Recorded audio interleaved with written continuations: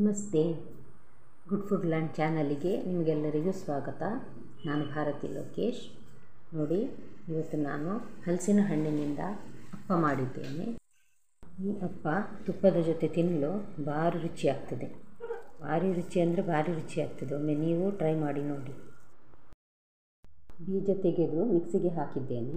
15 ಹಲಸಿನ ಹಣ್ಣು, 1 ಕಪ್ಪಿನಷ್ಟು ಬೆಲ್ಲ ಮತ್ತು ಸ್ವಲ್ಪ ಒಂದು 4-5 ಏಲಕ್ಕಿ ಸಿಪ್ಪೆ ತೆಗೆದು ಹಾಕಿದ್ದೇನೆ ನಾನು. ಇದನ್ನು ನುಣ್ಣಗೆ ರುಬ್ಬುವ ಮೊದಲು.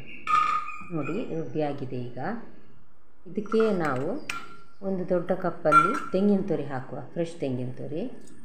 ಈಗ ನಾನು 1.5 ಲೋಟದಷ್ಟು ಅಕ್ಕಿಯನ್ನು ನೆನೆಸಿಟ್ಟಿದ್ದೇನೆ 3-4 ಗಂಟೆ, 3ರಿಂದ 4 ಗಂಟೆ. ಈಗ ಇದನ್ನು ನಾವು ರುಬ್ಬಿಟ್ಟ ಹಲಸಿನ ಹಣ್ಣಿನ ಪೇಸ್ಟಿನ ಜೊತೆ ರುಬ್ಬುವ. ಇದನ್ನು ಸಣ್ಣಗೆ ರವೆಯಷ್ಟು ತರಿಯಾಗಿ ರುಬ್ಬಿದರೆ ಸಾಕು.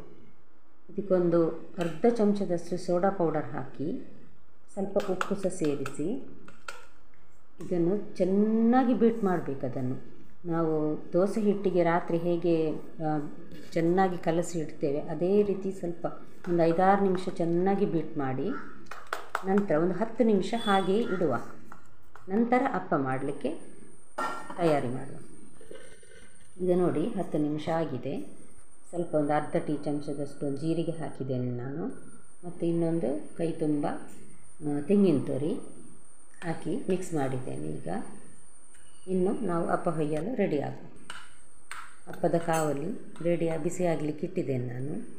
ಇದಕ್ಕೆ ಒಂದು ಸ್ವಲ್ಪ ತುಪ್ಪ ಹಾಕಿ ಅಪ್ಪದ ಹಿಟ್ಟನ್ನು ಸ್ವಲ್ಪ ಒಂದು ಸಣ್ಣ ಸೌಟಿನಲ್ಲಿ ಹಾಕು.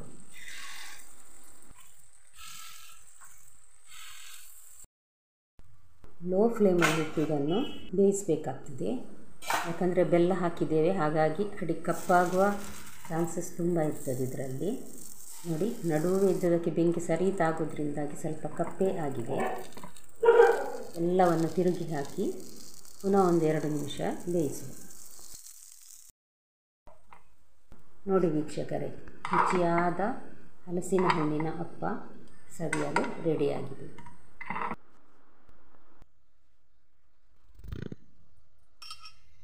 ತುಂಬ ಸಾಫ್ಟಾಗಿರುವ ಈ ಅಪ್ಪ ನಾನು ಬೆಳಗಿನ ಉಪಹಾರಕ್ಕೆ ಮಾಡಿದ್ದೇನೆ. ನೀವು ಒಮ್ಮೆ ಪ್ರಯತ್ನ ಮಾಡಿ.